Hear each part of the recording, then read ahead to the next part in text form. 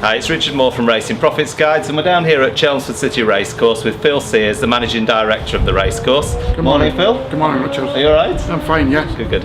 Today's the first big race day for Chelmsford. It relaunched, shall we say, back in January the 11th. They had the launch meeting.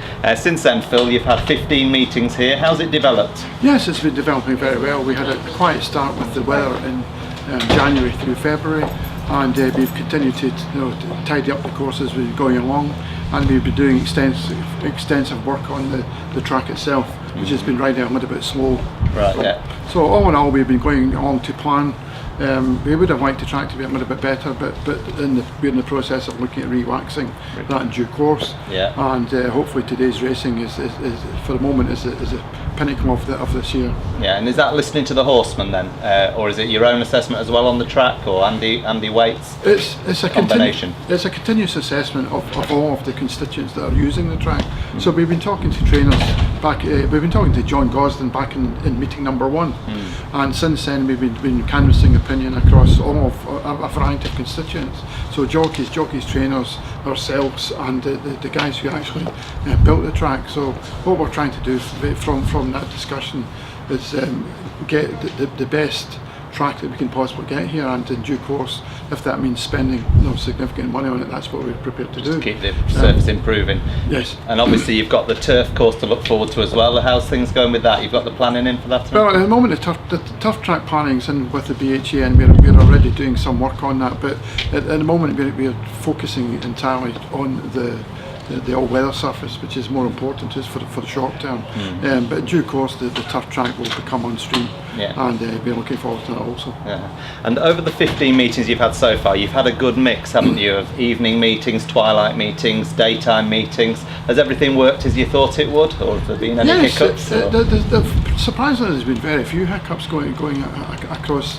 But there's been the odd idiosyncrasy. The big screen panel not showing properly, a little bit lip syncing problems with some of the course CCTV, etc.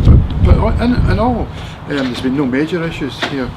Which, given we've just spent £6 million in this building, behind us 188 metres, then we could have expected a lot more.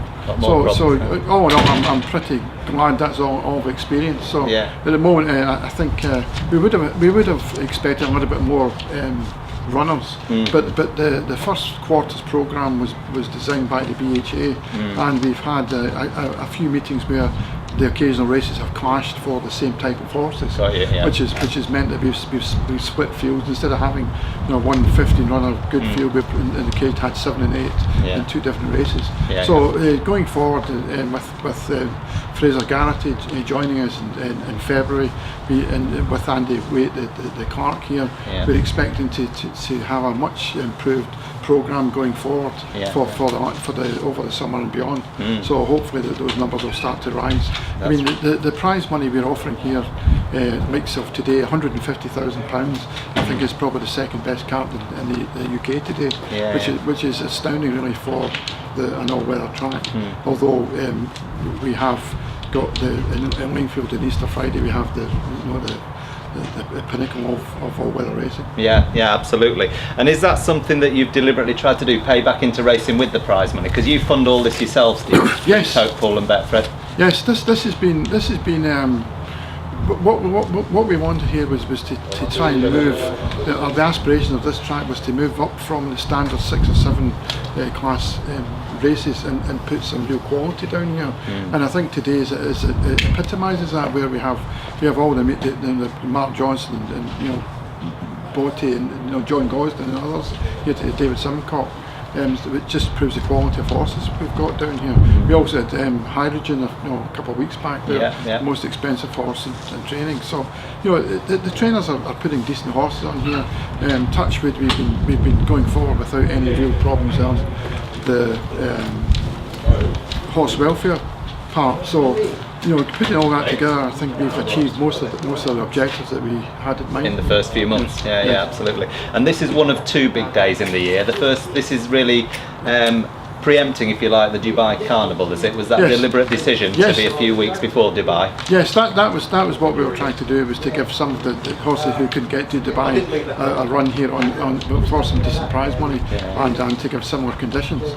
And the second meeting in the year, which we'll be focusing on, will be, I think it's the 26th of September, Right. which will be our sort of tryout for the Breeders' Cup. The Breeders' Cup, It'll be yeah. roughly about 4 weeks before the Breeders' Cup, Yeah. and we're hopeful again that we'll be setting that up as a Breeders' Cup trial. And a similar level of prize money at that meeting as well? Yes, hopefully 150,000? hopefully 150,000 or more. Yeah. We've got one or two sponsors in the wings, and if things go well, I think it could be maybe $250,000. Yeah, fantastic. Okay, that's okay. And so going forward, other things that are happening at Chelmsford this year, you've got Madness, I saw as I was coming in, you've got Madness coming this summer? Yes, we're proposing to build this venue for not just for good quality horse racing, but also for good quality events. And the first event that we're promoting is one for Madness. Hopefully, again, we're expecting a very big crowd of 10,000 plus. Yeah. And we'd expect that again to be at the high end of the quality spectrum. And have you already seen the support of the local Essex crowd then? Have they started coming through the gates? Yes, we've had support from the Essex crowd from day one, and given we have a very large catchment area here, that's been helpful. But we'd expect that to expand as we go through the year and people see what we've actually got here.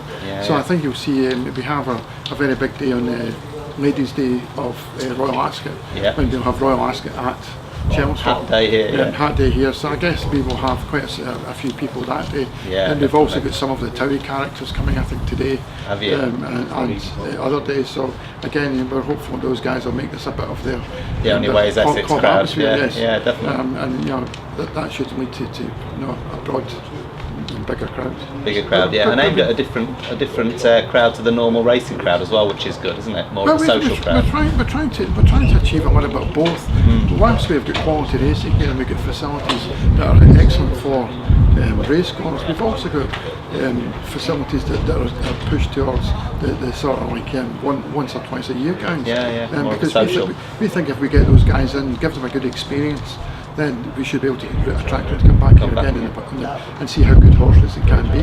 Brilliant. We have had very exciting finishes here all year. And the proximity to the track from the grandstand to the court, the steppings is second to none. So you've got very good viewing here, and I think a nice flat horse thundering by at 40 miles an hour is an experience to see and to witness an experience. It's unless you've experienced it and heard the hoofs and saw that flash past, then you don't really realise how good it can be. No, definitely. Well, I hope it all goes well today, Phil. Good luck with everything. It looks fantastic. The weather's breaking, so hope it all goes well. Let's hope so. Thanks a lot. Thank you. Thanks a lot.